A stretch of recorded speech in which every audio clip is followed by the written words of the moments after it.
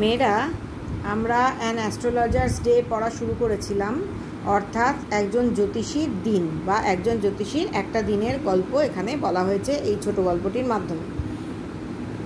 ছোট গল্পের যেরকম ধরনের আকার থাকে তোমরা বুঝতেই পারছো, সেরকমভাবে গল্পের বর্ণনা দিয়ে শুরু হয়েছে এবং আস্তে আস্তে রাইজিং অ্যাকশন আমরা দেখতে পাবো। দেখো, people were attracted to him, লোকেরা তার প্রতি আকৃষ্ট হতো। আমরা জ্যোতিষী কিভাবে তার সমস্ত কিছু সাজিয়ে বসে এবং সে নিজে কীভাবে সেজে বসে সেটা এই দুটো প্যারাগ্রাফে আমরা দেখে নিয়েছি। People were attracted to him, লোকেরা তার প্রতি আকৃষ্ট হতো অ্যাজ বিজ আর attracted to cosmos or dahlia stocks. লোকেরা মানে মৌমাছিরা যেরকমভাবে কসমস ফুল বা ডালিয়া গোছার দিকে বা ডালিয়া ফুলের গোছার দিকে আকৃষ্ট হয়, সেইরকমভাবে মানুষজন তার প্রতি আকৃষ্ট হতো। He sat under the boughs of a spreading tamarind tree, সে কী করতো, সে একটা তেঁতুল গাছ যেটা ছড়িয়ে পড়েছে তার শাখা প্রশাখার নিচে বসতো।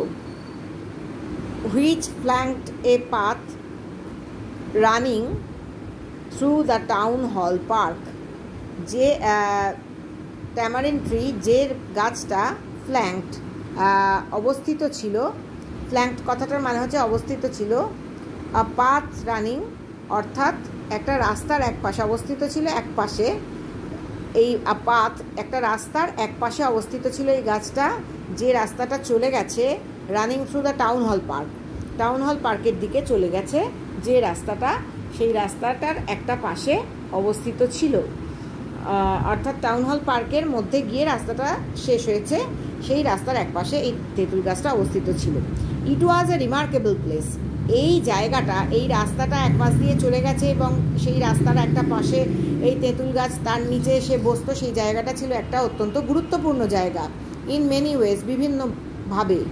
সার্জিং ক্রাউড, সার্জিং অর্থাৎ উত্তাল, সার্জিং ক্রাউড মানে এখানে উত্তাল ঢেউয়ের মতো উত্তাল মানুষের ভিড়। Was always moving up and down, মানুষের ভিড় সবসময় যাওয়া আসা করতো সামনে এবং পিছনে, অর্থাৎ আসা যাওয়া করতো, অর্থাৎ প্রচুর মানুষের ভিড় এখানে হতো। কোথা দিয়ে? দিস ন্যারো রোড, এই সরু রাস্তাটা দিয়ে প্রচুর মানুষ উত্তাল ঢেউয়ের মতো করে যাওয়া আসা করতো। মর্নিং টিল নাইট, সকাল থেকে রাত পর্যন্ত। Variety of traders and occupations was represented all along the way, বিভিন্ন ধরনের বৈচিত্র্যময় বিভিন্ন ব্যবসা এবং পেশা এখানে উপস্থাপিত হতো সারাদিন ধরে। মেডিসিন সেলার্স, ওষুধ বিক্রেতা। সেলার্স অফ স্টোলেন হার্ডওয়্যার, অর্থাৎ লোহালক্কর বা যন্ত্রপাতি বিক্রেতা। অ্যান্ড জাঙ্ক, এবং ফেলে দেওয়া যন্ত্রপাতির টুকরো বা যন্ত্রাংশ বিক্রেতা।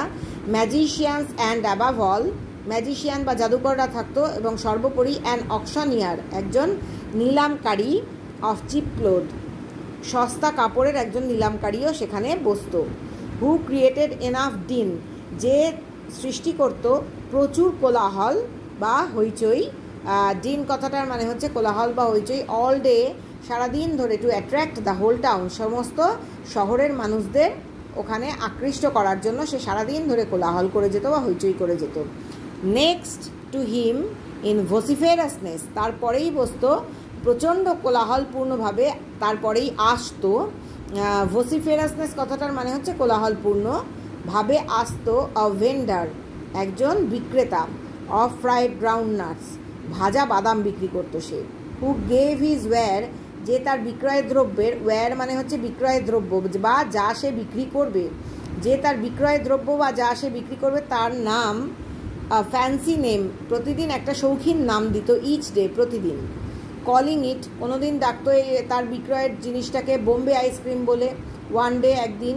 And on the next Delhi almond, পরের দিনই আবার ডাকতো দিল্লি আমন্ড বলে। And on the third Rajah's delicacy, আবার তৃতীয় দিনে ডাকতো রাজাদের পছন্দের খাবার।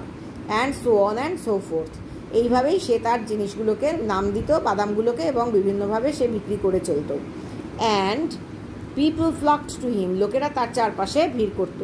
A considerable portion of this crowd dallied before the astrologer too, এই ভিড়ের একটা বেশ বড়সড় অংশ, কনসিডারেবল অর্থাৎ বেশ কিছু লোকজন, বেশ গুনার মতো লোকজন, পোর্শন অফ দিস ক্রাউড, এই ভিড়ের একটা বেশ ভালো মতো অংশ, ড্যালিড বিফোর অর্থাৎ সময় নষ্ট করতো, বিফোর দ্য অ্যাস্ট্রোলজার টু অর্থাৎ জ্যোতিষীর সামনেও দাঁড়িয়ে সময় নষ্ট করতো বা জ্যোতিষীর সামনেও এসে ভিড় করে থাকতো বা ভিড় জমাতে থাকতো। The astrologer transacted his business by the light of a flare which crackled and smoked up above the groundnut heap nearby।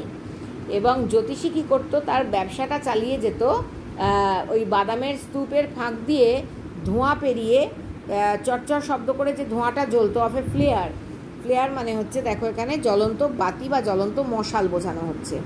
By the light of a flare একটা জ্বলন্ত বাতি বা জ্বলন্ত মশাল, তার মাধ্যমে তার আলোর মাধ্যমে ট্রানজ্যাক্টেড মানে ট্রানজ্যাকশান মানে তোমরা জানো চালিয়ে নেওয়া, হ্যাঁ, কোনো ব্যবসা বাণিজ্য চালিয়ে নিত সে, তার ব্যবসাটাকে এই জ্বলন্ত বাতি বা মশালের আলোয় হুইচ ক্র্যাকলড যেটা চরচর আওয়াজ করে জ্বলতে থাকতো এবং যার থেকে ধোঁয়া বেরোতো above the groundnut heap nearby এবং ধোঁয়াটা আসতো ওই ভাজা বাদামের স্তূপের থেকে কাছাকাছি।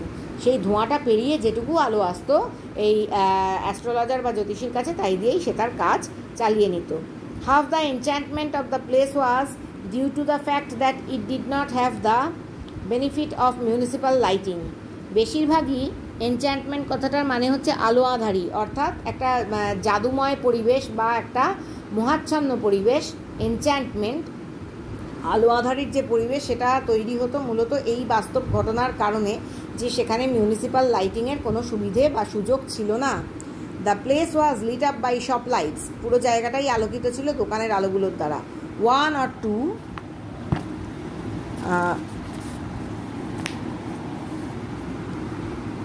Or two had hissing gas lights একটা দুটো দোকানে ছিল হিসিস আওয়াজ করা gas light.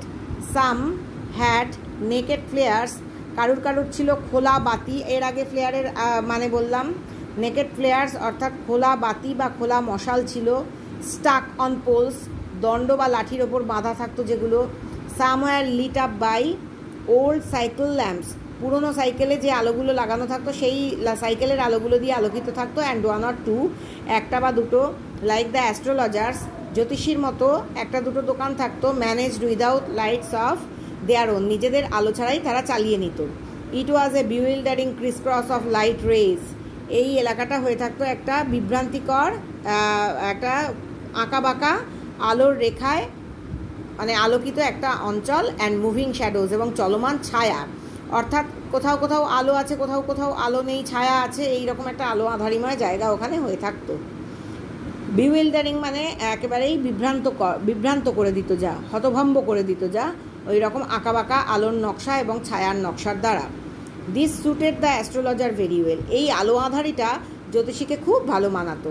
For the simple reason তার সিম্পল রিজন ছিল এর পেছনে বা সহজ যে কারণ ছিল এর পেছনে that he had not in the least intended to be an astrologer কারণ সে ন্যূনতমভাবেও চায়নি। ইন্টেন্ডেড কথাটার মানে হচ্ছে ইন্টেনশন থেকে ইন্টেনশন মানে চাওয়া ন্যূনতমভাবেও বা একটুও সে চায়নি একজন জ্যোতিষী হতে। হোয়েন হি বিগ্যান লাইফ যখন সে জীবন শুরু করেছিল। And he knew no more of what was going to happen to others এবং সে একটুও জানতো না যে অন্যদের জীবনে কি ঘটতে চলেছে।